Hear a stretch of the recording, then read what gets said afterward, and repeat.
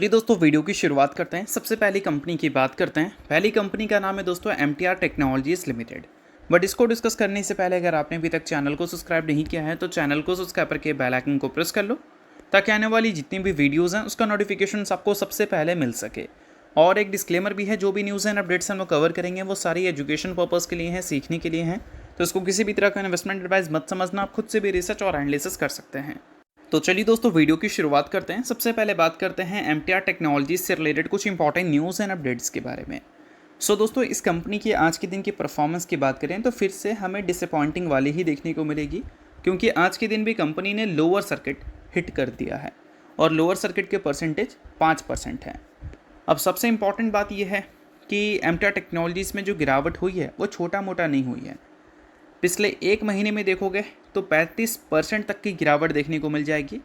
पिछले 4 trading session में हर trading session में इसने लोअर सर्किट ही दिखाई है, और ये back to back lower circuit इसलिए दिखा रही है क्योंकि इसकी जो सबसे बड़ी क्लाइंट है ब्लूम एनर्जी, उसकी परफॉर्मेंस हमें ख़राब दिख रही है। MTR technology directly proportional to Bloom Energy, ये आप मानकर चल सकते हो। ब्लूम एनर्जी जैसा परफॉर्म करेगा वैसा ही परफॉर्मेंस हमें MTR टेक्नोलॉजीज़ की देखने को मिलेगी। पिछले एक साल में ब्लूम एनर्जी का शेयर 677% की तेज़ी दिखाया है, और इसी वजह से MTR टेक्नोलॉजीज़ की भी परफॉर्मेंस अच्छी रही है। अब ब्लूम एनर्जी ने इतनी बड़ी तेज़ी इसलिए दिखाया है क्योंकि इस पीरियड में कंपनी के बिजनेस में एक मैसिव गेन हमें देखने को मिली है, और ब्लूम एनर्जी MTR टेक्नोलॉजीज़ के टोटल रेवेन्यू का 60 से 70% कॉन्ट्रीब्यूट करता है। तो ये कंपनी के बिजनेस में अगर एक मैसिव गेन आएगी तो ऑब्वियस सी बात है कि MTR टेक्नोलॉजीज़ को एक मैसिव फ़ायदा मिलेगा। इसको आप ऐसे भी समझ सकते हो, अगर US के बैंक्स बहुत ज़्यादा अच्छा बिजनेस करेंगे ना तो उससे डायरेक्टली हमारी IT कंपनी को काम मिलेगा, और वो भी थोड़ा मोड़ा नहीं, काफ़ी भर भर कर। तो US के बैंक्स जब अच्छा करते हैं, US में जब फेडरल रिजर्व ने रेट कट किया था तब हमारी IT कंपनी उससे खुश हुई थी। तो ये सारी चीज़ें मार्केट में चलता रहता है। इंडस्ट्री को समझने के लिए ये सारी चीज़ें आपको पता होनी चाहिए। अब सबसे इंपॉर्टेंट बात यह है कि MTR टेक्नोलॉजीज अगर गिर रही है तो ब्लूम एनर्जी के कारण गिर रही है। बट ब्लूम एनर्जी पिछले एक महीने में 43% क्यों गिरी है, इसके पीछे के मेन कारण क्या है, तो चलो इसके पीछे के मेन कारण समझते हैं। अब दोस्तों वीडियो में आगे बढ़ने से पहले बात कर लेते हैं सेबी रजिस्टर्ड टेलीग्राम चैनल के बारे में, जिसको आप ज्वाइन कर लो। लिंक इसका डिस्क्रिप्शन में दिख जाएगा। ज्वाइन करने का सबसे बड़ा बेनिफिट ये है कि जिस हिसाब से मार्केट में अप्स एंड डाउन दिख रहा है, ऐसे टाइम पर हर दूसरी कंपनी के एनालिसिस बहुत ज़्यादा इंपॉर्टेंट है। तो यहाँ पर आपको सभी कंपनी के टेक्निकल्स को एनालिसिस कर अपडेट होता हुआ देखने को मिल जाता है, जो कि हर किसी के लिए काफ़ी ज़्यादा यूज़फुल है। और इसके लिए आप चैनल को ज्वाइन कर फ्री में आप चेकआउट भी कर सकते हैं इन कंपनी के प्रॉपर टेक्निकल्स, जिससे आपको आइडिया लगेगा कि अभी इन कंपनी में क्या चल रहा है। तो without wasting any time, link description में है, लिंक इधर जाकर चैनल को फ्री में ज्वाइन कर लो। देखो दोस्तों, मेंशन यहाँ पर किया गया है कि ब्लूम एनर्जी का शेयर लगातार नीचे इसलिए जा रहा है क्योंकि इनको मिला है rejection natural gas pipeline for Oracle project. अब देखो, ब्लूम एनर्जी रिसेंट टाइम में कुछ बड़े बड़े कंसर्न से घिरी पड़ी है। इसमें एक कंसर्न तो हमें प्रोजेक्ट डिले से रिलेटेड देखने को मिला था, जिसके क्लैरिफिकेशन में MTR टेक्नोलॉजीज़ ने ये बोला था कि नहीं भाई, ऐसा कोई भी डिले वाली चीज़ें है नहीं, जो रिपोर्ट हमें सुनने को मिल रही हैं वो पूरी तरह से मिसलीड है। अब उसके बाद MTR टेक्नोलॉजीज़ में उस रिपोर्ट के कारण जो गिरावट हुई थी, उसके बाद एक शार्प रिकवरी देखने को मिली। और अभी ओरेकल प्रोजेक्ट के लिए जो नेचुरल गैस पाइपलाइन के रिजेक्शंस ब्लूम एनर्जी फेस की है, इस वजह से बोल सकते हैं काफ़ी मैसिव सेलिंग प्रेशर हमें MTR नहीं, ब्लूम एनर्जी में देखने को मिली है, क्योंकि इस कारण इनके जो प्रोजेक्ट्स हैं उसके एग्जीक्यूशन में एक मैसिव डिले हमें देखने को मिल सकता है। और इस वजह से जो वैल्यूएशन है वो भी हमें स्ट्रेच होता हुआ नज़र आया है, क्योंकि पिछले एक साल में ही देखोगे तो कितना लगभग 677% की जो तेज़ी दिखी है वो कंपनी के वैल्यूएशन को बहुत ज़्यादा ऊपर ले गया होगा। और ऐसे अनसर्टेनिटी के बाद वैल्यूएशन में स्ट्रेस तो आपको देखने को मिलेगी ही, और वही कारण है कि ब्लूम एनर्जी पिछले एक महीने में 43% तक गिर गया है, जिसका असर डायरेक्टली हमें MTR टेक्नोलॉजीज़ के शेयर में देखने को मिला है। अब इन सारी चीज़ों के बाद MTR टेक्नोलॉजीज़ को सेबी ने फिलहाल back to back lower circuit को देखकर ASM स्टेज 4 में डाल दिया है। ASM लिस्ट में अगर कोई कंपनी की एंट्री हो जाती है तो वो कंपनी में ट्रेडिंग बंद, यानी कि अगर आप किसी भी कंपनी में ट्रेडिंग करते हो, इंटरडे ट्रेडिंग, तो जो मार्जिन्स मिला करता था वो मार्जिन्स नहीं मिलेगा, आपको पूरे कैश में ट्रेडिंग करना पड़ेगा। तो उस कारण क्या है कि कोई भी कंपनी के जो वॉल्यूम्स हैं वो गिर जाते हैं अगर वो एसएम लिस्ट में आ जाती है तो। अब स्टेज 4 का क्या मतलब है, देखो 4 स्टेज हैं, 1 2 3 4। जो सबसे डेंजर स्टेज है वो 4 ही है।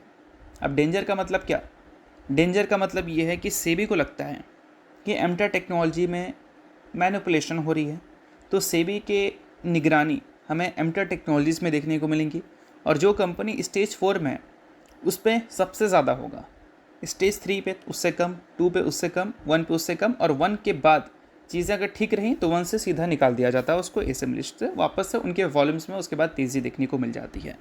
तो एसएम लिस्ट में अगर किसी भी कंपनी की एंट्री होती है ना, तो उसको रिटेल इन्वेस्टर सोचते हैं ख़राब, बट ऐसा नहीं है, ये रिटेल इन्वेस्टर्स को बचाने के लिए ही किया जाता है।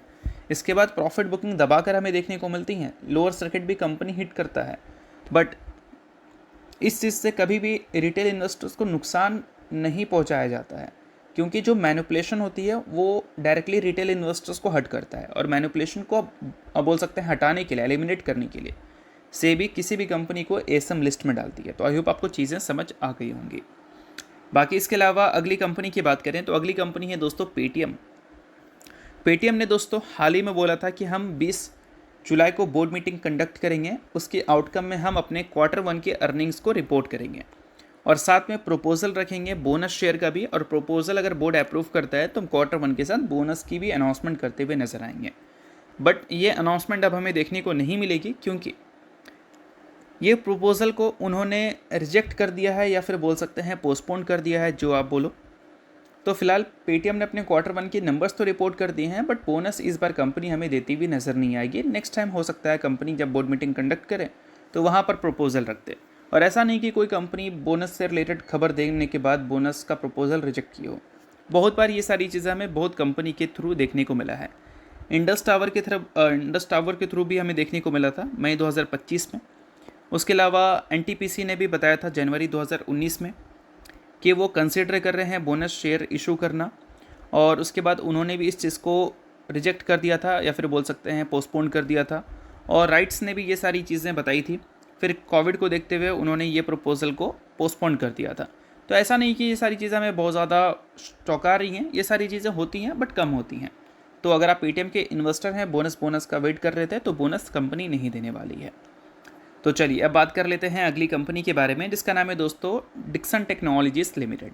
बट इसको डिस्कस करने से पहले अगर आपने अभी तक सेबी रजिस्टर्ड रिसर्च एनालिस्ट के टेलीग्राम चैनल को ज्वाइन नहीं किया है तो उसको जाकर आप ज्वाइन कर सकते हो।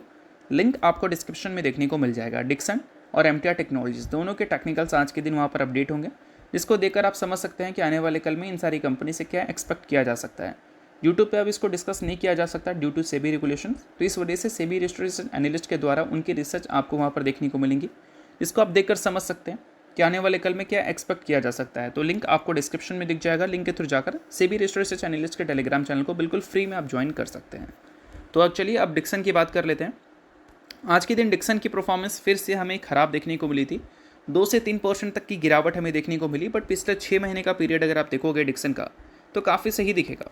6 महीने में 35 से 40% तक की तेज़ी हमें डिक्सन टेक्नोलॉजीज़ में देखने को मिली है, बट फिर भी डिक्सन टेक्नोलॉजीज़ हमें 23.3% 52 वीक हाई से नीचे दिख रही है। अब कुछ लोग कंफ्यूज होंगे कि ऑल टाइम हाई से तो कंपनी 40-50% गिरी थी, अब 40% के रिकवरी के बाद भी कंपनी 20-25% नीचे क्यों है।